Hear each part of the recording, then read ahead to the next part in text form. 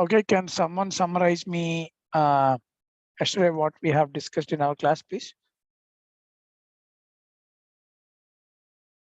Sure. So we have gone to the JSON. So why do we use the JSON?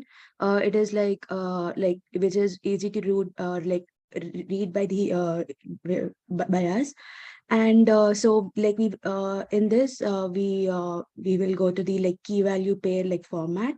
And next we discussed about the cables, and there are like three types of cables, which is a twisted pair cable, uh, coaxial cable, and also the fiber optic cable. So in the TPC, we have like two types, which is the STP and UTP. So this is nothing but one is shielded and the other one is not shielded. So in this, the like maximum we can cover up to like 100 feet. But coming to the like coaxial cable, it is used for the like longer distance, wherein we can connect one building to the another building over here. And so next is the like fiber optic. So like the fiber optic, we have like two modes over here, which is the multi-mode and single mode. In single mode, there will be only like one like light wave, which can cover the like longer distance compared to the like multi-mode. The yellow, like the single mode will be of color yellow wire, and coming to the like multi mode, we have the aqua blue wire. So the single mode can cover up to like 60 kilometers, but coming to the multi mode, it will cover up to 2.5 kilometers. And so the next we discussed about the SFP, which is the like small form factor pluggable. It is nothing but the like I would say it is an adapter to the to connect the interface and the light. Yeah, thank you. That was a great summary.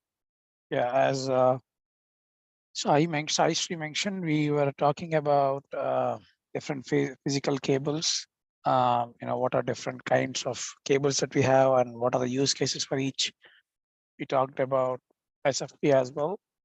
It's like an adapter that can convert your light signal to the electromagnetic signal. It's like an converter or connector between your network device to the cable, right? And yeah, we discussed about coaxial cable, why it is used, and we also discussed about the shielded twisted pair and unshielded twisted pair, and why it is used and what are the different types in it. Okay, so today we're gonna start the OSPF configuration lab. It's a simple lab we will try. We don't want to make it complicated, like building them into different areas, breaking them into stub, not so stub. That is not part of the agenda here. This is a basic lab that we wanted to demonstrate so that you understand how do we connect two different networks, right? For example, let's say you have a building 1 and building 2, and they are in two different networks. How we can communicate between two different networks using a dynamic routing protocol. That is the agenda that I wanted to show. So let's start. Let me start sharing my screen. I'm sorry to interrupt, Ravi, but we thought of discussing about the interface issues as we didn't had enough time yesterday. Yes, I remember that. We'll cover in the last part of the class. Let's complete the lab. Okay, It doesn't take more than 10 minutes. So let's complete the lab first and then we'll cover that. okay, yeah, sorry, thank you. No problem, that's fine.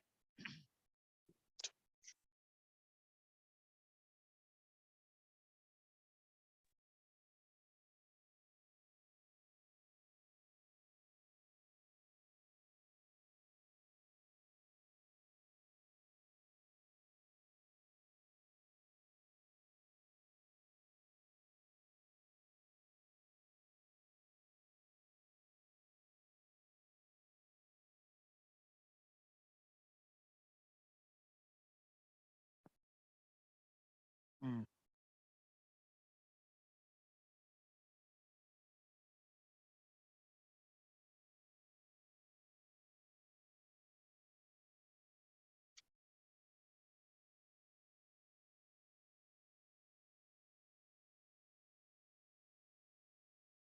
I cannot share my screen today.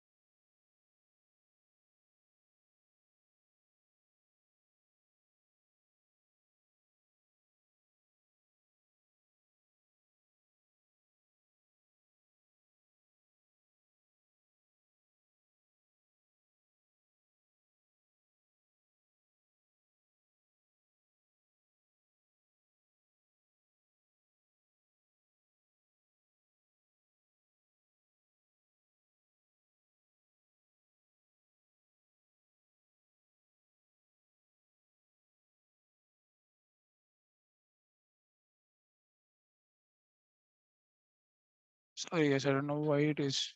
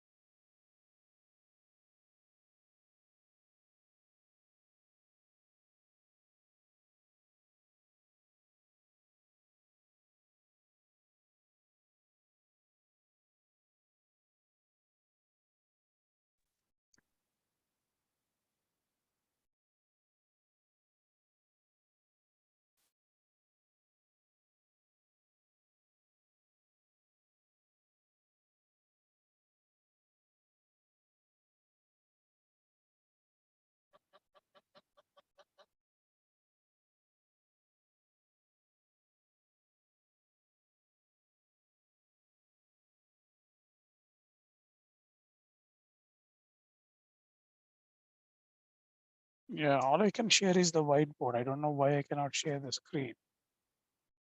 Is it a permission issue or I don't know what's happening?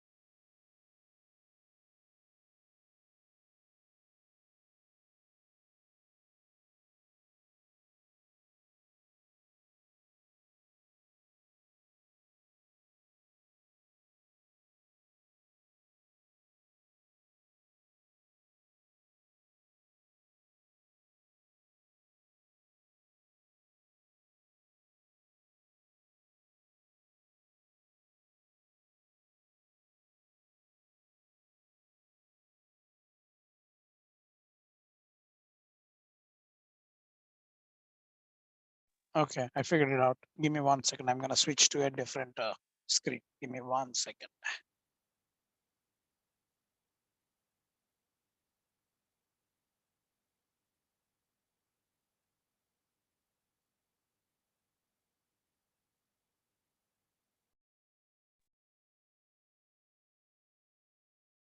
Can you hear me now?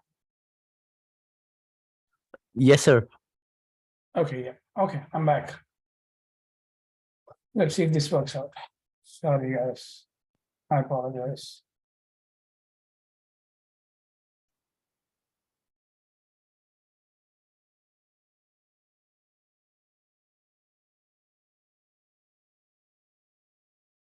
Okay, there you go.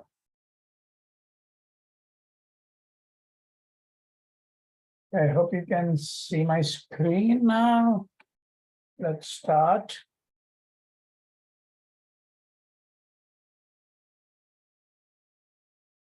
So here in this lab, we wanted to connect two buildings or two networks, and we wanted to use OSPF, basic OSPF configuration to connect both of those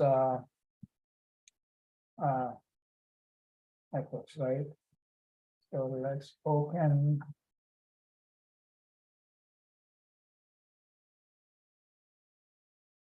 So let's have two routers. Let's say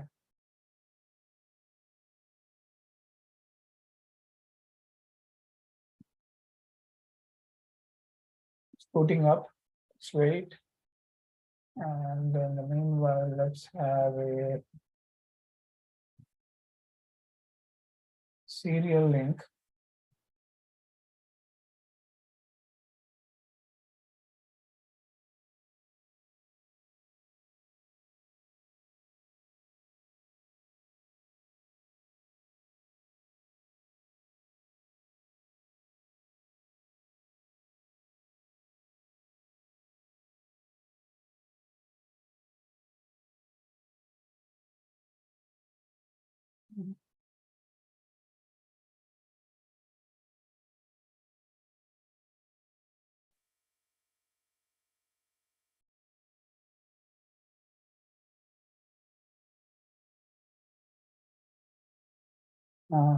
So let's see what that's fine then.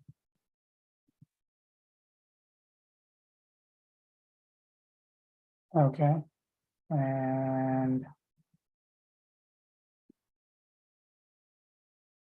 doing no initial configuration, we can do it manually. Similarly, no initial configuration, we can do that manually. And we wanted to have one more a PC, yeah, and one more PC.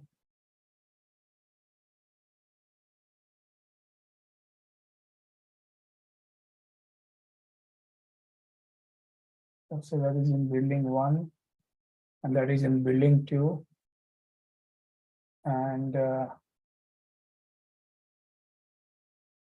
And we can have, say,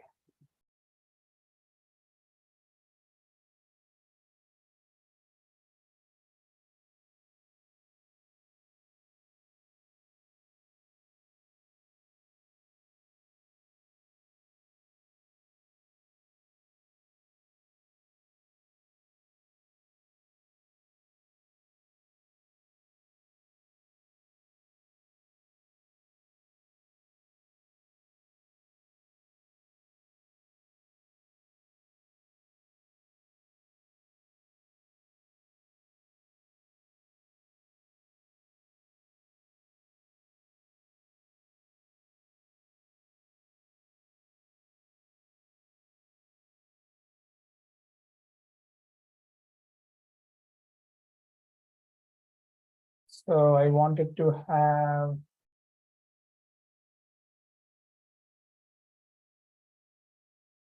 let's say this will be a 10 network, and this will be a 30 network. And the one which is connecting will be in the 20 network. It can be any network, but let's make it as 20 network, connecting between both the buildings. So this is building 1 with 10 network.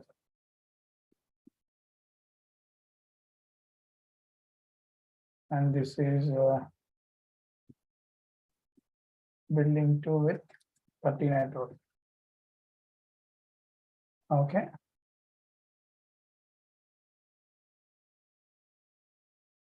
Okay, now let's start configuring this. Before that, let's define the IP addresses here. So let's say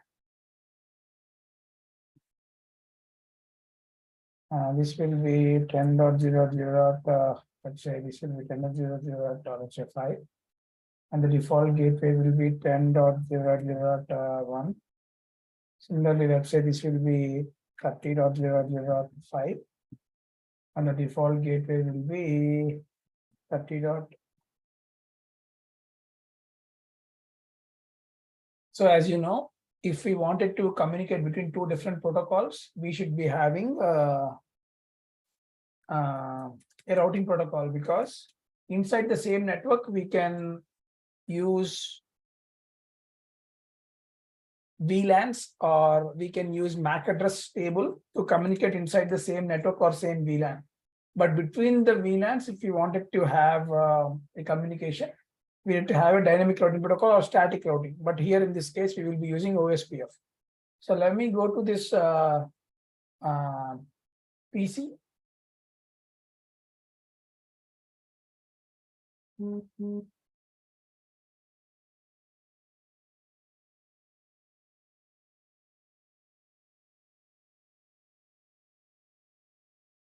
I go to config, and I want to define the default gateway. The default gateway will be 10.0.0.1.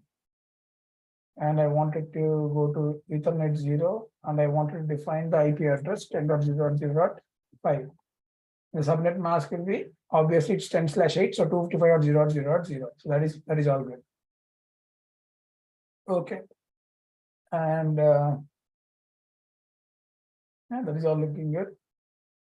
So now I can go to desktop, I can go to command prompt, and I can here go to ping 10.0.0.1. I will be not able to ping because the default gateway is not yet configured on the router interface. So now let's go to the router interface. Let's see what interface it is.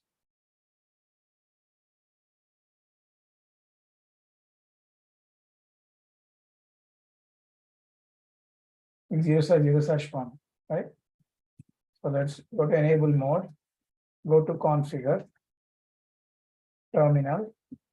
So I'm in the config mode, and then go to interface, gigabit 0/0/1. I have to define the IP address on this interface. So define IP address 10.0.0.1 space 255.0.0.0. So that is the subnet mask, and then do no shutdown. So now if you see, the interface came up on the PC0, the interface connected to the router came up. You see the green color here, it means the interface came up. Okay, now let's see if I can do check the ARP table. You see the ARP table, I see 10.0.0.1, and I can see it's running on 0/0/1 on this interface. Now let's try to ping 10.0.0.5. First packet will be obviously broadcast packet. The broadcast packet is missing, and the remaining 4 are pinging. Right, so that means that from router 1, I was able to ping PC0. So this connectivity is there. Now let's go to the PC0 and then see if I'm able to ping the router or not. Okay, I see the reply coming from 10.0.0.1. So this connectivity is there. So similarly, now let's go to this network and let's build the connectivity between 30.5, this PC to the 30 network. Let's make sure that we were able to get that going. Okay. So now going to PC1, I'll go to config. The default gateway I have to give as 20.0.0. Sorry, is it 20? Yeah, 30. Sorry. 30.0.0.1. That is the default gateway, right? And then I go to interface and then define the IP address, which is 30.0.0.5. The default, the subnet is /8, so that is automatically used. Okay, so that is good. Save this.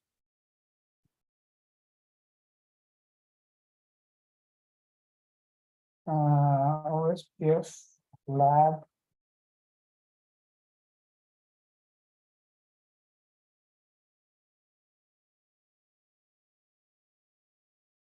Okay.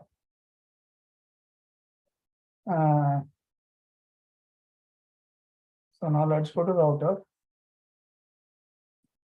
Go to enable mode.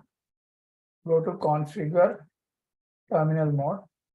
I'm in the configure mode now. So now what I have to do, I have to go to the interface, gig 0/0/1, IP address as 30.0.0.1, 255.0.0.0, and then node shutdown.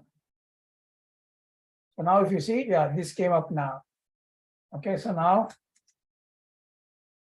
you can do copy. We have to save this configuration, right? So we can do copy, running configuration, startup configuration.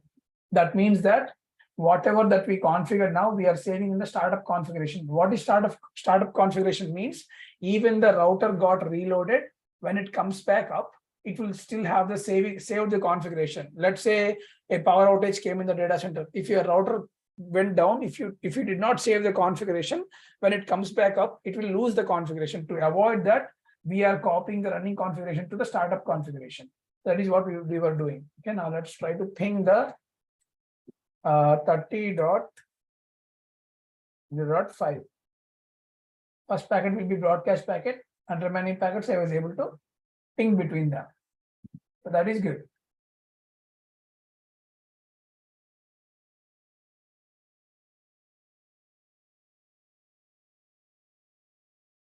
Okay, so now let's go to router interface. Let's see. Let's change the router name here because it is confusing. Let's say I want to change the name, host name, building A router. And now on it shows as building A router. Okay, so now I have to configure the interface gigabit 0/0/0. I'm configuring the link between the building A interface of this one to this one. So the IP address should be 20.0.0.1. So let's configure that 20.0.0.1. And then the subnet mask is 255.0.0.0. And then do node shutdown. And now we can check show IP interface brief. That will show me the 20.0.0.1 here. Okay. So now let's go to the other side. The host name, building to router. Okay, now I can do interface gig 0/0/0. I'm going to define the IP address as 20.0.0.2, 255.255.255.0. Oh, sorry, wrong subnet.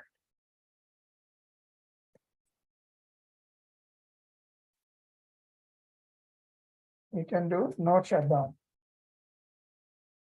Okay, now if you see, the link between the routers came up.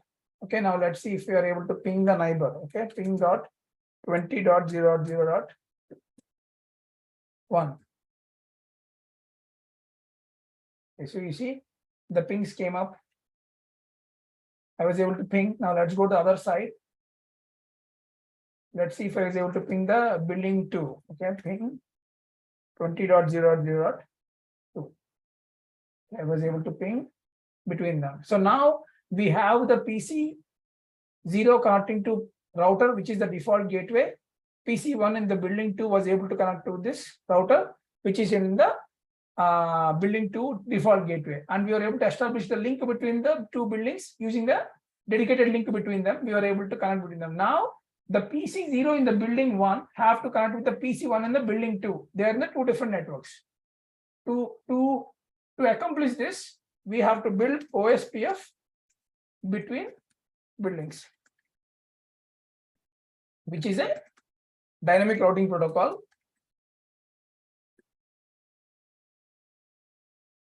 which can route between subnets.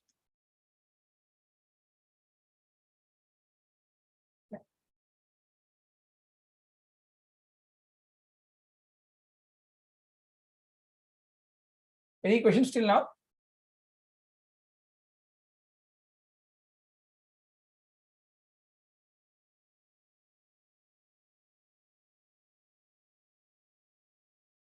Any questions, guys? Is it clear? It's clear. Okay, so I'm gonna go to router 1. Let's start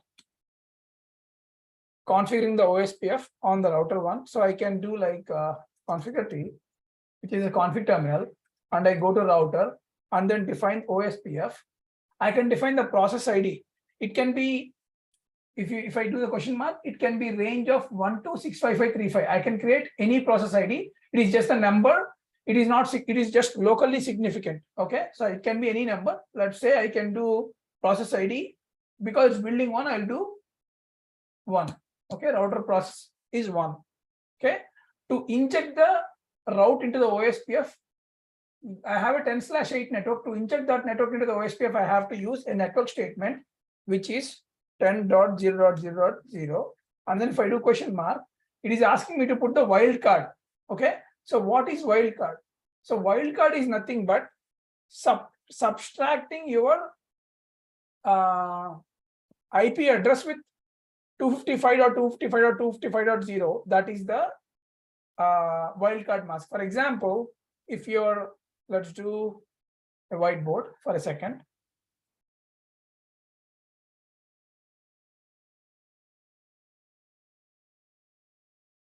So for example, let's say subnet mask.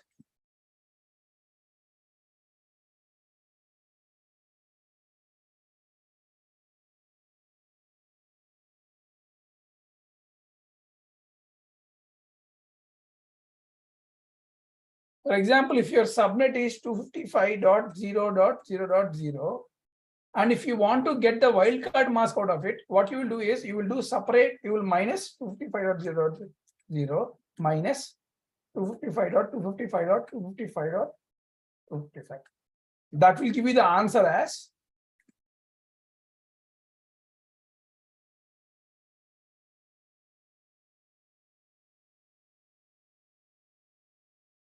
255 minus 255 will be 0.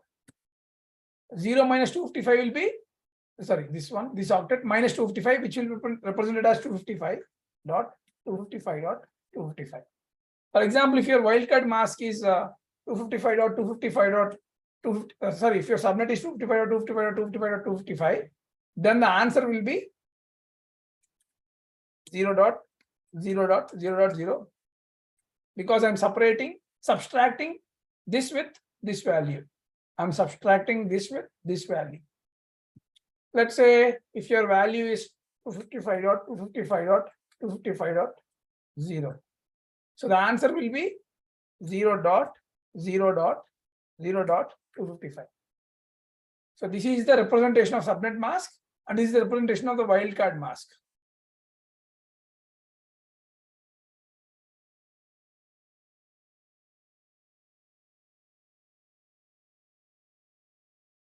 Any questions there?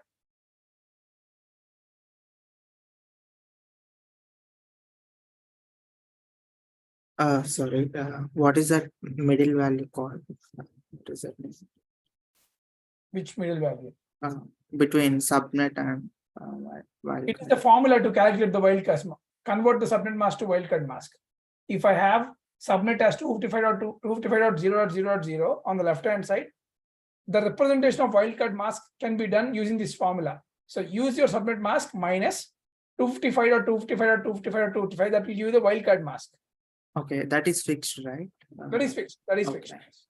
That is so called this is your, like so formula. For example, subnet mask minus 255.255.255.255 equal to wildcard mask.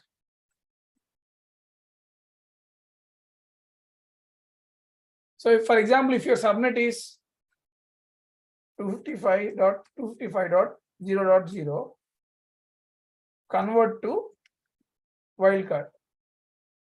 Okay, in the exam you might have seen a question like this in CCNA. Okay, then you have to do 255.255.0.0 minus 255.255.255.255. That will be given as 0.0.255.255. So there is no negative 255. We will represent as 255 only. Okay. Yeah, I got it. Thank you. So let's go back to our lab. Sorry, that is called OSPF formula or what is No, the just name? the wildcard representation of the subnet mask. Okay, thank you. Sir, I had a question. Sorry. Why do we need the wildcard subnet mask again? Subnet mask will tell you how many subnets that are there in your network. Wildcard will tell you how many hosts are there in your network. So let's talk about that. So in a subnet mask, we will tell the size of the subnet. This is the 255 subnet. This is the part of the host value, how many hosts that can be represented. The wildcard will tell you how many hosts that it can have. For example, if you take 255.255.255.0, this is the subnet mask.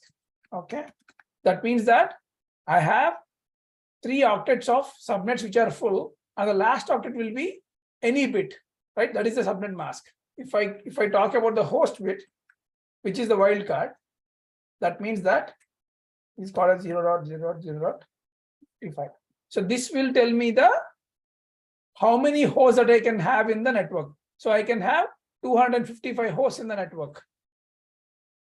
How this formula came, guys? So for example, if I say 255.255.255.255 will be /32. Okay. If for example, if I have 255.255.255 dot, for example, maybe let's say 128. So that can be represented as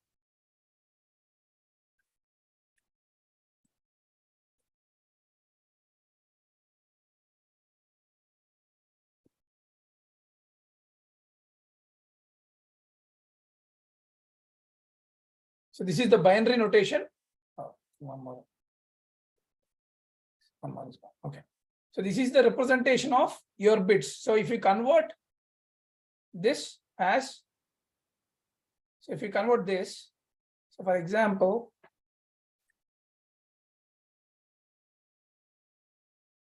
how do I go? Let's do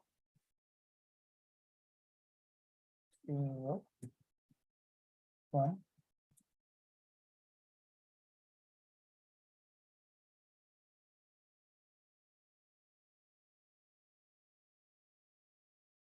One, 2, 4, 8, 16, 32, 64, 128. Okay, so this can be represented as 2 power 7, 2 power 6, 2 power 5, 2 power 4, 2 power 3, 2 power 2,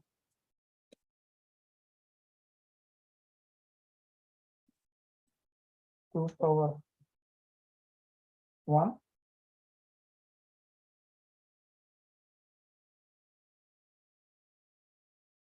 2 power 0.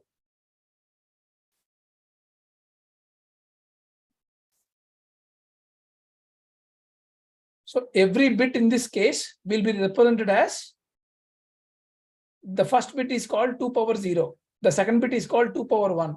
Third bit is called 2 power 3 or 2 power 2, right? Similarly, if I represent 128 here, that means the first bit will be 1. The remaining bits all will be 0. For example, if I do 255.255.255.255, that means my address will be 11111 dot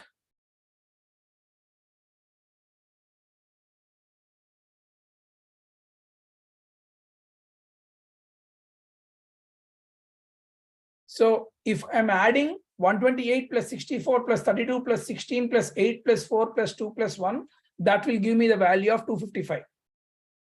If I am just doing 128, the first bit value will be 1. If I am doing 128 plus 64, that will be 255 dot 255 dot 255 dot 192. That will be represented as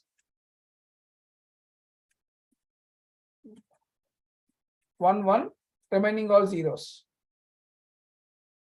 Because I'm adding the first two bits, 2 power 7 plus 2 power 6. So this is the subnet calculation. We were doing the subnet calculation to understand how many hosts will be there in a subnet. So the representation of 255.255.255.0 can be done as 255 hosts, means you can have 255 number of PCs in that subnet. So this can be calculated with this formula. Are you guys following me or no?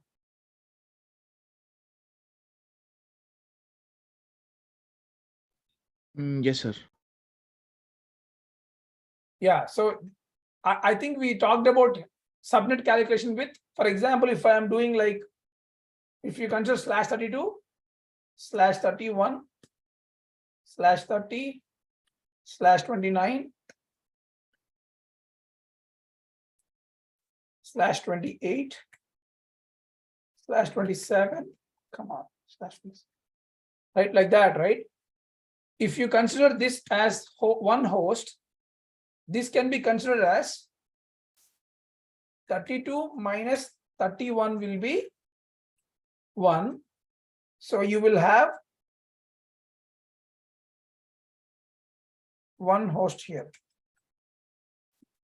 Okay.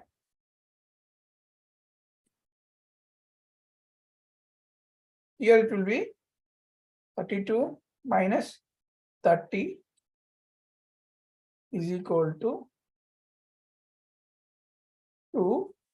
The formula is 2 power n minus 2. So this n value comes from this. So whatever you have here, you can put the difference of these two and then put 2 power n minus 2. So that will become your host there. Okay. So for example, if you have, let me clear all of this, a /24. So a /24 will have 32 minus 24. That will be 8, right? So that will be 2 to the power 8 minus 2. 256 minus 2 will be 254 hosts. So in a /24 network, you can have 254 hosts. That is your answer.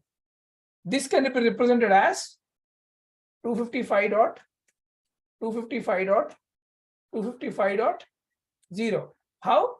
Because this one will have 8 bits, which are 1111.1111.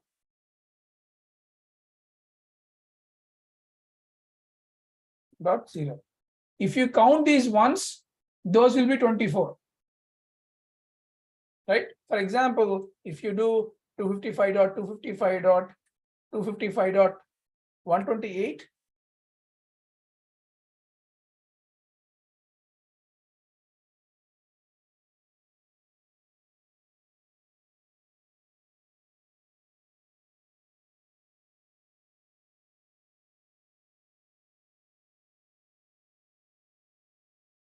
so this will be the subnet mask of 255.255.255.128. If you count these ones, there will be 25 ones. So that is why it's called as /25.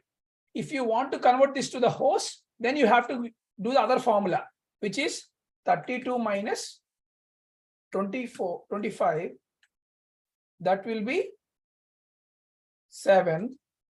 2 to the power 7 minus 2. That will be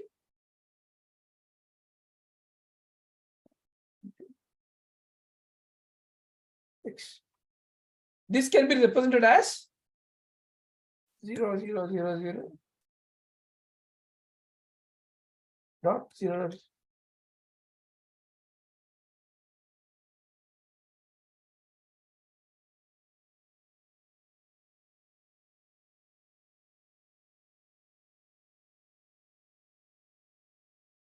So this is the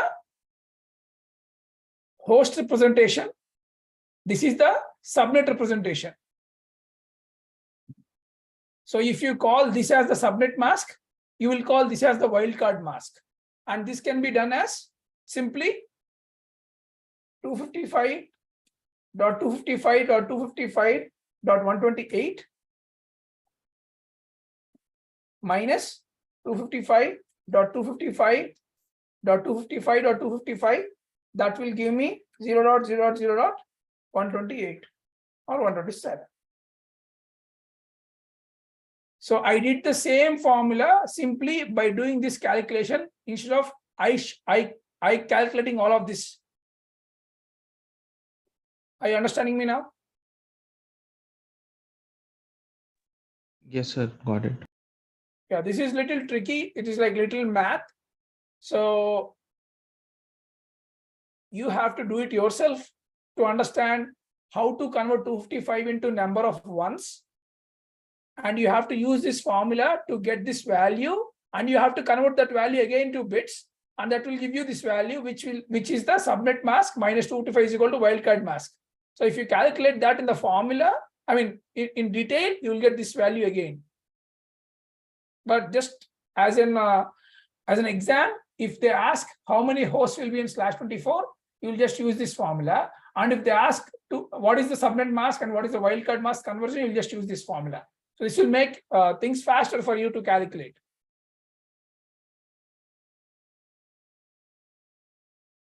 If you have any questions, I think next week we will put one whole class for subnetting. I will do one more time about the subnet class, because we can have one more class only on the subnetting. We will do subnet representation. Maybe we'll do that in one more class. Okay, let's focus on OSPF Lab again.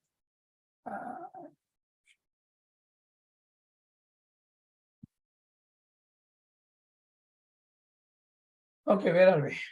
Okay, I'm on building. I'm in enable mode, building A. I will go to configure terminal. I can do interface, router OSPF, and I can do any, because this is one, I can put the process ID 1. I want to put network statement. I want to use this 10.network into the OSPF. I want to inject that, right? 10.0.0.0. And then I have to put the wildcard. So the wildcard of 255.0.0.0 will be 0.0.0.255. Okay. And then I have to define the area. Okay. So the area is the area is nothing but, as we discussed in our OSPF class, area is like a subnetwork where you're putting your multiple devices into one network so that they can all communicate inside the same area. If they want to communicate between the areas, we will be using the ABR, which is the area border router. With that, we will be communicating between the areas. But for an easy understanding, we will consider everything as a single area. Okay, so I'm going to put area 0. If you would have remembered, if you would have remembered our OSPF class, we will put everything into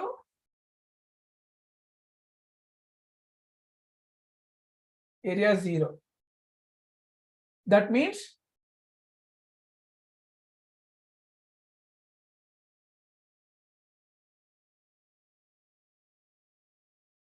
this router and this router will be in the same area. They can automatically communicate because they're in the same area.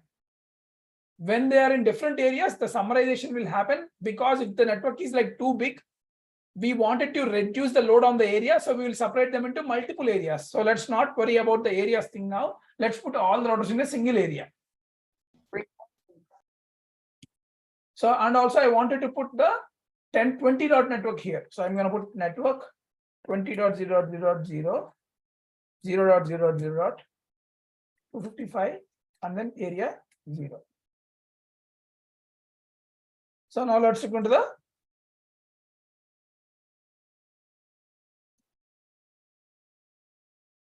we did the network statements under the OSPF. Okay. Now let's go back to the building 2.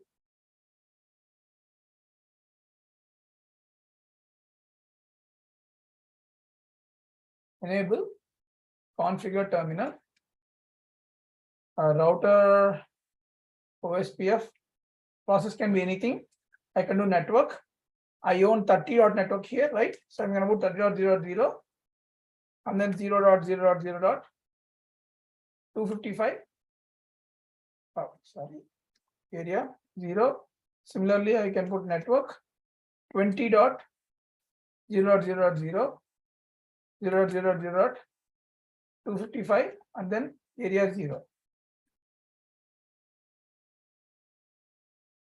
Okay, so what I did was I created an OSPF process here. I created an OSPF process here, and I injected the 10.network into the OSPF, and I injected the 20.network here. Similarly, on the right hand side, I injected the 30.network and 20.network into the OSPF. So now let's look into the OSPF neighborship. So to check the neighborship between them, what I can do is I can do show IP OSPF neighbor. You see the neighbor from building 2, I'm seeing 20.0.0.1 as my neighbor. The neighbor is in full state, and the neighbor address will be 20.0.0.1, and it is via gig 0/0/0 via this interface. The neighborship is happening between them. Okay, so now let's see if I was able to ping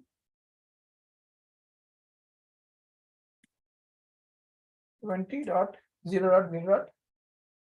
So is it 30, right? 30.0.0.5. See, I was able to ping between the networks. Let's say if I shut down this link, what will happen? Let's go here and shut down this link between the buildings. Okay, let me go to the router 0, and then I can do conf t interface 0/0/0, right, and then do shutdown. Okay, so if you see here, the OSPF went down from full to down, the neighborship is down, the interface down or detached. Okay, so now let's go to PC 0, and then now let's try to ping that. You see the destination unreachable, destination host unreachable, you are getting this. So if I go here and if I bring up the neighbor again now, if I do no shutdown, so the neighbor is up. Now let's see the OSPF. Show IP OSPF neighbor. It's in the initial state again. It's in the two-way state.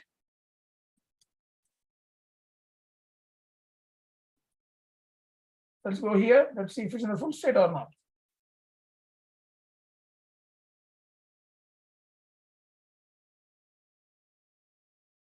Let's do clear IP OSPF process.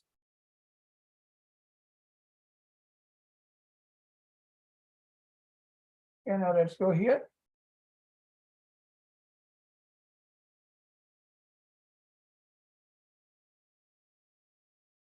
The OSPF has to be in the full state. Now let's see.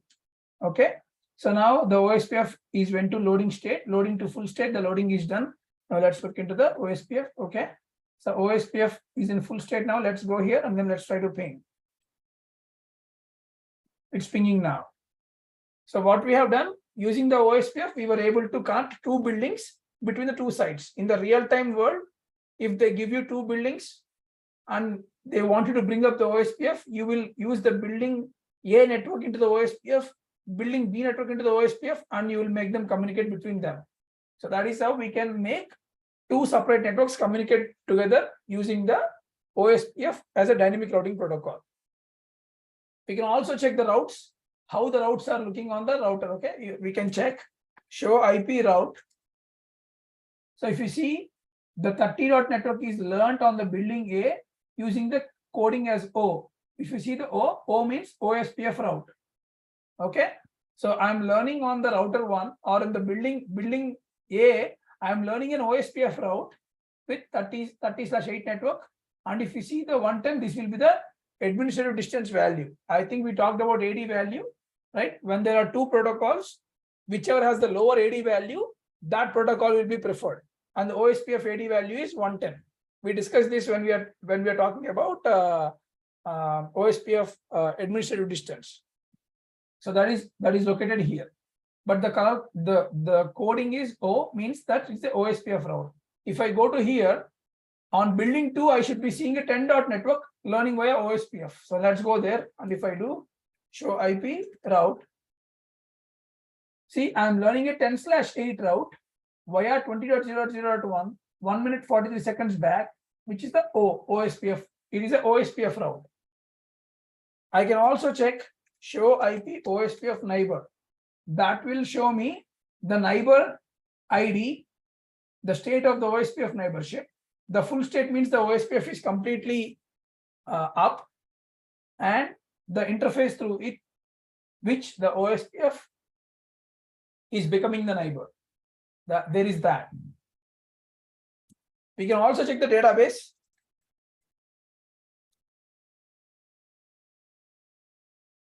So the database will give you a little bit more details about the route. So if you look at this, it will show you the OSPF with the process ID 2.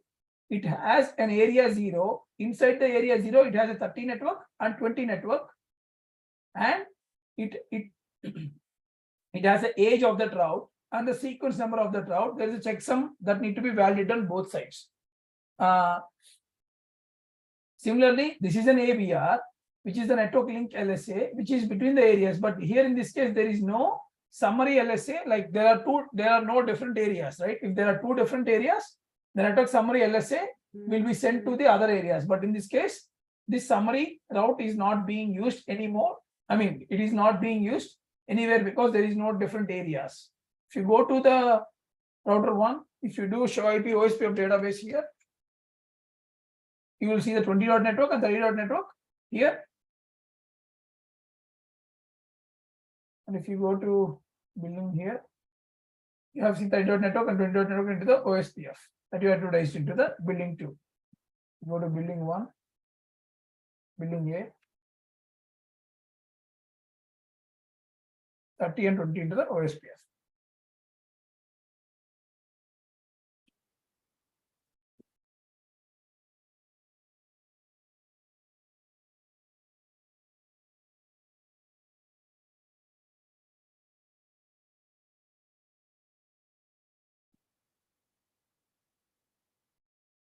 Okay, any questions?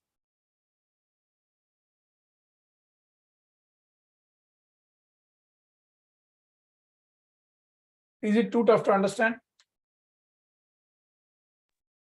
No, sir, got it. But I think I have to look at the recording again to, remember things. Yeah, everyone has to. So everyone has to do their own labbing. If you do not have packet tracer, install that and do the lab by yourself. And there are a lot of packet tracer download pages are out there. But I also sent an instruction page how to download the packet tracer.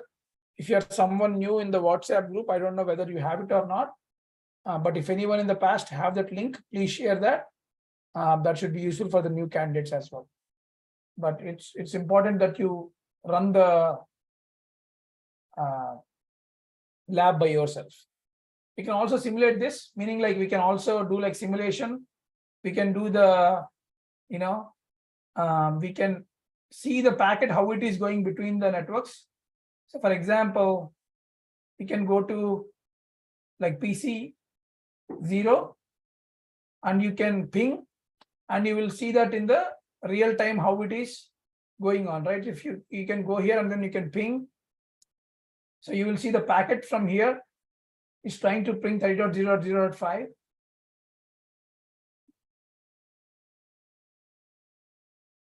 I think I have to do play. Okay. So now the packet goes to the router, and from the router it checks the routing table. It goes to this router, and then it eventually goes here on the PC1.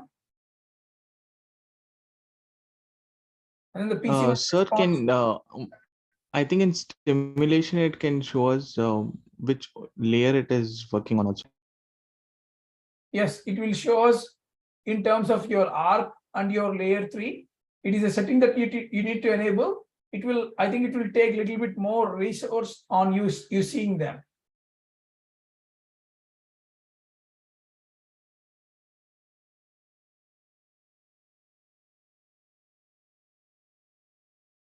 So if I show you the details of that,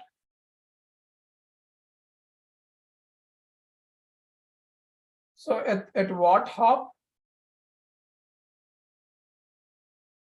it is going, and then what is the last device and what is the type of the protocol it is being using. It will show which is an ICMP protocol that will be used to connect between the ping request, right? That is the event list.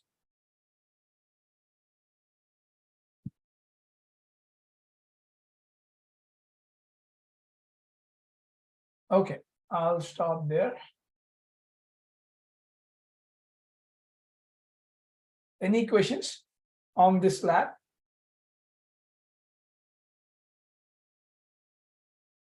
Or yeah, let me can save this. If you want this packet tracer lab file, I can automatically send it to you. You can just open this file once you download the packet tracer, and you can check how the packet is going. You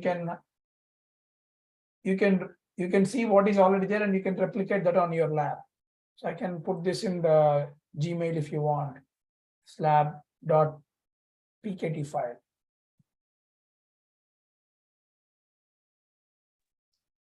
Thank you, sir. Okay, I think we'll stop there.